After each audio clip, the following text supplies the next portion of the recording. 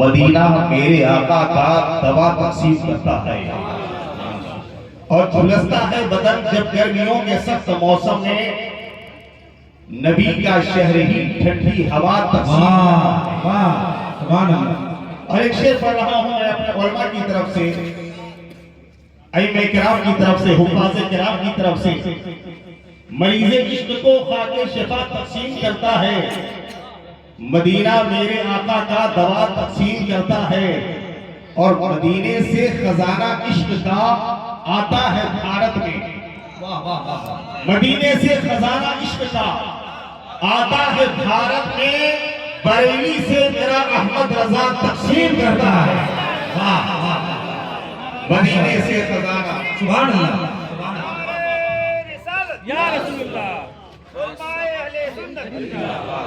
دھیرے سے نکالیے بھائی صاحب، دھیرے سے ڈسٹرب مت کریے، نکل جائے گا۔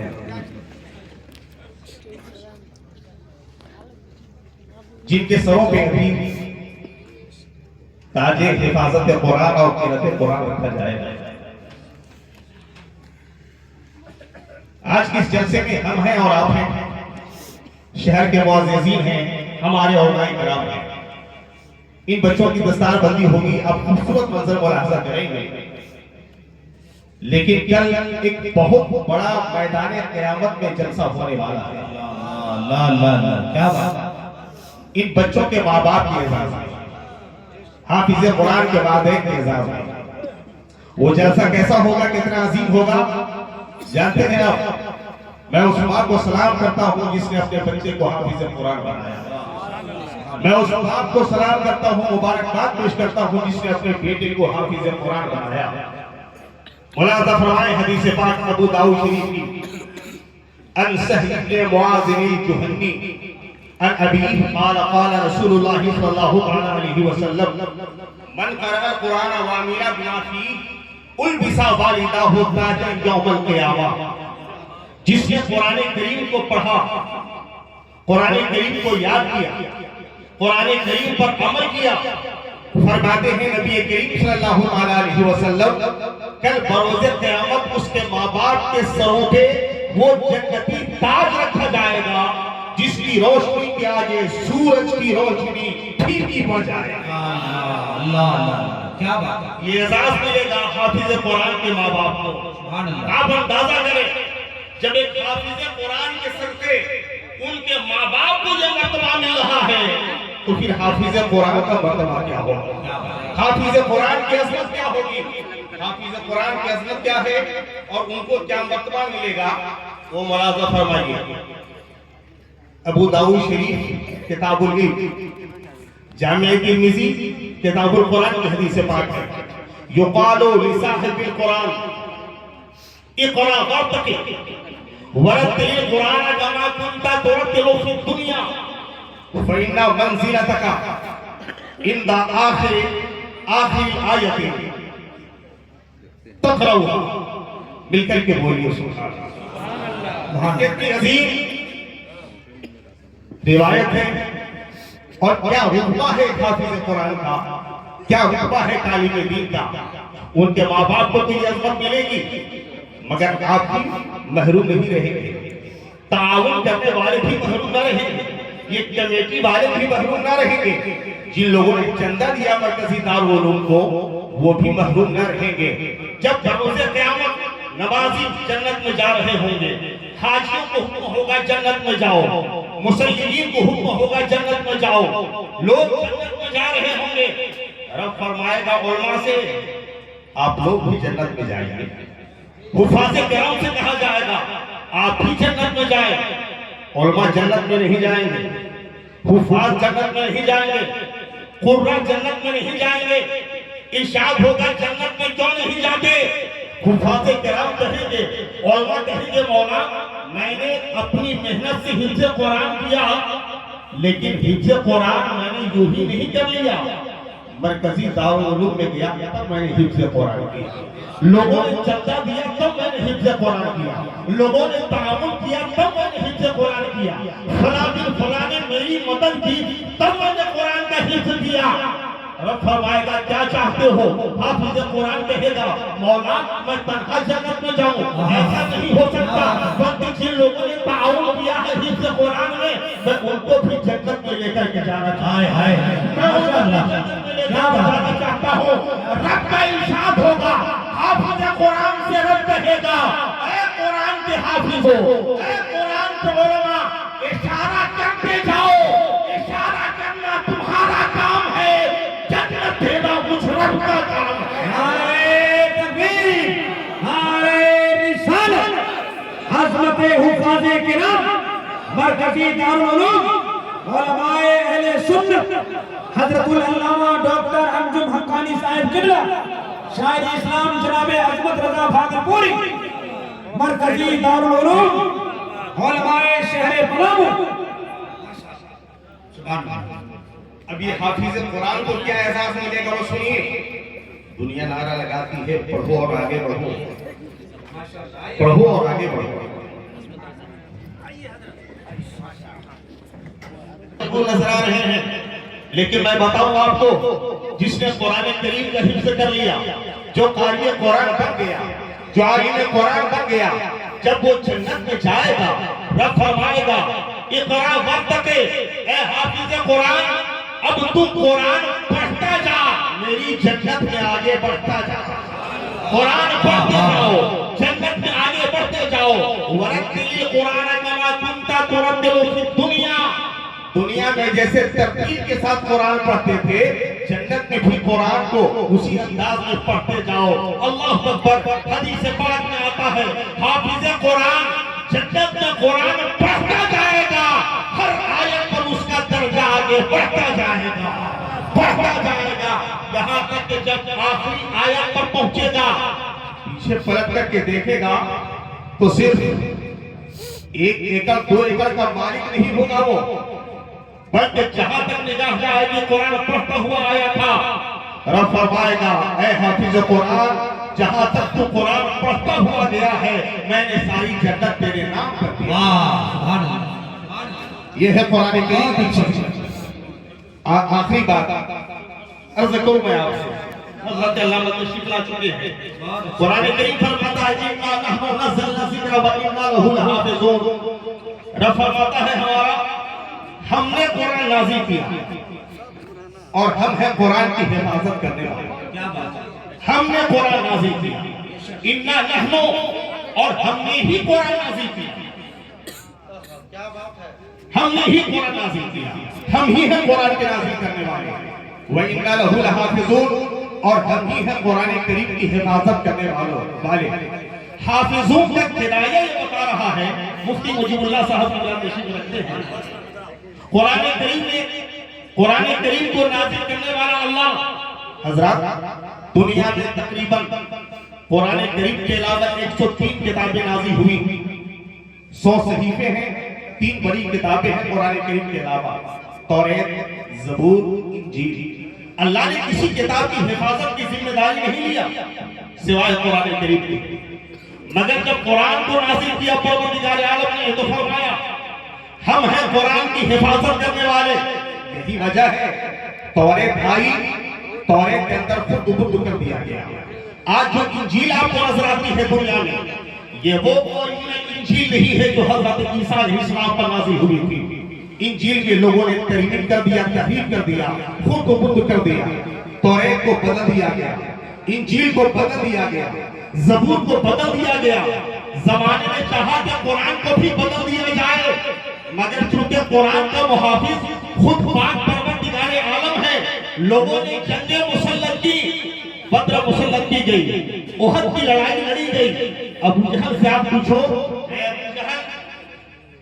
کیوں تم مسلمانوں پر جنگ بدر مسلط کر رہے ہو، اپنی جان کو کیوں جوخم میں ڈال رہے ہو؟ اے ابو جہل قرآن نے تو کہا تھا کہ قرآن اللہ کی کتاب ہے، یہ منزل من اللہ ہے، اور قرآن کریم کے چھیڑے کیا تھا ان کنتم فی ریب مما نزلنا علی عبدنا فأتوا بسورۃ من مثلہ وادعوا شہداءکم من دون اللہ ان کنتم صادقین۔ غور سے سنیے گانے والی رب فرماتا ہے اے مصطفیٰ آپ فرما دیں اے لوگوں جو میں نے اپنے مخصوص بندے پر قرآن نازل کیا، اگر تمہیں اس کے اللہ کا کلام ہونے میں شک ہے تو قرآن کی چھوٹی سورت کی طرح ایک سورہ لا کر کے دکھا دو۔ چھوٹی سی سورہ، سورہ بقرہ کا جواب نہیں، آل عمران کا جواب نہیں، نساء کا جواب نہیں، اِنَّا أَعْطَيْنَاكَ الْكَوْثَرَ کا جواب لے آؤ، قُلْ هُوَ اللَّهُ أَحَدٌ کا جواب لے آؤ، سورۃ العصر کا جواب لے آؤ۔ مکے والوں، تمہاری زبان بھی عربی ہے، قرآن کی زبان بھی عربی ہے، تم انسان ہو، اگر قرآن انسان کا کلام ہے، اللہ کا کلام نہیں ہے، تو قرآن کی چھوٹی سورہ کی طرح ایک سورہ لا کر کے دکھا دو۔ اللہ اکبر۔ میں نے پوچھا ابو جہل سے، اے ابو جہل تو جنگیں لڑ رہا ہے، قرآن کا جواب کیوں نہیں لاتا؟ قرآن کا جواب پیش کر دو، جنگ کرنے کی ضرورت ہی نہیں پڑے گی، نہ بدر کرنے کی ضرورت پڑے گی، نہ احد کی لڑائی لڑنے کی ضرورت پڑے گی، نہ خندق کی ضرورت پڑے گی۔ اے ابو جہل، تمہاری زبان بھی عربی، قرآن کی زبان بھی عربی، ابو لہب تیری زبان عربی، قرآن کی زبان عربی، عتبہ تیری زبان عربی، قرآن کی زبان عربی، شیبہ تیری زبان عربی، قرآن کی زبان عربی، لے آؤ قرآن کی سورہ کی طرح کوئی سورہ۔ ابو جہل کا جواب ہوگا، ابو لہب کا جواب ہوگا، اے لوگوں ہم جنگیں تو کر سکتے ہیں، قرآن کی سورہ کا جواب نہیں لا سکتے، قرآن کی کسی آیت کا جواب لا نہیں سکتے۔ حضرات، قرآن کا یہ چیلنج صرف کل نہیں تھا، آج بھی قرآن کا یہی چیلنج ہے۔ امریکہ والوں تم قرآن کا جواب لے آؤ، اسرائیل والوں تم قرآن کا جواب لے آؤ، برما والوں تم قرآن کا جواب لے آؤ، دنیا میں جتنے کالے ہو گورے ہو سب مل کر کے قرآن کریم کی چھوٹی سورہ کا جواب لے آؤ۔ مگر خدا کی قسم، قرآن کل بھی چیلنج کر رہا تھا، آج بھی چیلنج کر رہا ہے، صبح قیامت تک چیلنج کرتا رہے گا، مگر قرآن کا جواب نہ کل دنیا پیش کر سکی تھی، نہ آج پیش کر سکی ہے، نہ قیامت تک کوئی جواب پیش کر سکے گا۔ ہمارا قرآن کل بھی لاجواب تھا، آج بھی لاجواب ہے، صبح قیامت تک لاجواب ہے۔ سبحان اللہ، سبحان اللہ، کیا کہنے ہیں ماشاءاللہ۔ واہ واہ، نعرہ تکبیر، نعرہ رسالت، حضرت علامہ زبیر صاحب قبلہ برکاتی۔ قرآن کل علم کا سمندر تھا، آج بھی علم کا سمندر ہے، قرآن کل علم کا دریا تھا، آج علم کا دریا ہے، قرآن کے لاکھوں حافظ کل بھی تھے، قرآن کے لاکھوں حافظ آج بھی ہیں، قرآن کے لاکھوں علماء کل بھی تھے، قرآن کے لاکھوں علماء آج بھی ہیں۔ ہمارا قرآن کل بھی لاجواب تھا، آج بھی لاجواب ہے، صبح قیامت تک لاجواب رہے گا۔ ایک بات میں بتاتا چلوں، دنیا میں جتنی کتابیں آئیں تمام کتابیں چھپی ہیں کاغذ کے اوپر، کاغذ کے اوپر۔ توریت تختی پر لکھی گئی، زبور تختیوں پر لکھی گئی، انجیل تختیوں پر لکھی گئی، لوکا تختیوں پر لکھی گئی، یوحنا تختیوں پر لکھی گئی، جتنی کتابیں آئیں تختیوں پر لکھی گئی ہیں، مگر قرآن روز ازل سے محض تختیوں پر نہیں ہمارے دلوں پر لکھا جاتا ہے۔ مسلمانوں کے سینے بہت اچھا۔ کاغذ کو پھاڑا جا سکتا ہے، تختیوں کو توڑا جا سکتا ہے، پانی میں بہایا جا سکتا ہے، خود برد کیا جا سکتا ہے، مگر واللہ قرآن صرف کاغذ پر نہیں چھپتا، لاکھوں حافظ قرآن کے سینے میں چھپا کرتا ہے۔ ایک جملہ آ گیا، دنیا کی جتنی کتابیں ہیں، دنیا کی جتنی بھی کتابیں ہیں، سب کاغذ کے پنوں کے اندر ہے، ہمارا قرآن سینوں کے اندر ہے۔ سبحان اللہ، زندہ باد۔ قرآن کریم پڑھیں، قرآن کریم سیکھو، قرآن کریم سکھاؤ، اپنے بچوں کو قرآن کریم سکھاؤ۔ آخری بات میں کر رہا تھا، قرآن سیکھو، فکر رضا کے حوالے سے سیکھو، قرآن سیکھو، قرآن پڑھو اور پڑھاؤ، مسلک اعلیٰ حضرت کے حوالے سے قرآن پڑھاؤ۔ ورنہ دیکھا ہے میں نے کچھ نمازیوں کو غفلت میں، لاعلمی میں، انجانے میں کہیں بھی جا کر کے نماز پڑھ لیتے ہیں۔ قرآن کریم کی حفظ کی فضیلت سنی، کسی بھی مدرسے میں اپنے بچے کو بھیج دیا، اور آپ کو یہ نہیں پتا کہ اس مدرسے میں جا گیا حفظ قرآن تو کر رہا ہے مگر اپنا ایمان ساتھ میں برباد کر رہا ہے. اس لیے میں نے عرض کیا قرآن سیکھو, فکر رضا کے حوالے سے قرآن سیکھو. دنیا میں بڑے بڑے مدرسے ہیں, دیوبند میں 70 ایکڑ میں پھیلا ہوا مدرسہ ہے اور بھی دیگر مدارس ہیں, مگر میں بتاؤں آپ کو مدرسوں کا حال کیا ہے. کسی مدرسے پر سعودی ریال کی بارش ہوتی ہے, کسی مدرسے پر ایرانی کرنسی کی بارش ہوتی ہے, لکھنؤ میں جا کر کے دیکھ لیں. مگر یہ سنیوں کے غریب مدرسے ہیں جہاں سعودی ریالوں کی بارش نہیں ہوتی, فیضان مصطفیٰ کی بارش ہوتی ہے, اور وہ خواجہ کے کرم کی بارش ہوا کرتی ہے. سنو, عالم دین وہ نہیں ہوتا جس کو فیض نہیں ملتا, عالم وہ ہوتا ہے جسے فیضان مصطفیٰ ملا کرتا ہے. عالم دین وہ ہوتا ہے جسے غوث اعظم کا فیض ملتا ہے. عالم دین وہ ہوتا ہے جسے خواجہ غریب نواز کا فیض ملا کرتا ہے. عالم دین وہ ہوتا ہے جسے بزرگوں کا فیض ملا کرتا ہے. اور جو فیض کا قائل ہی نہ ہو, لاکھ وہ نحو اور صرف پڑھ لے, چاہے وہ بخاری اور غوثیت پڑھ لے, بخار تو آ سکتا ہے, بخاری نہیں آ سکتا. وہ عالم دین کے بھی نہیں بن سکتا. میں بتاؤں آپ کو ان مدرسوں کا حال کیا ہے.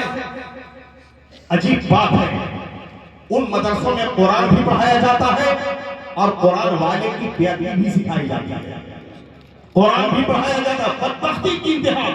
قرآن بھی پڑھایا جاتا ہے اور توحید نبی بھی سکھائی جاتی ہے. نبی کے علم غیب کا انکار کیا جاتا ہے, حضور صلی اللہ علیہ وسلم کے اختیارات کا انکار کیا جاتا ہے. تو بچہ مدرسے سے بعد میں فارغ ہوتا ہے, ایمان سے پہلے فارغ ہوتا ہے.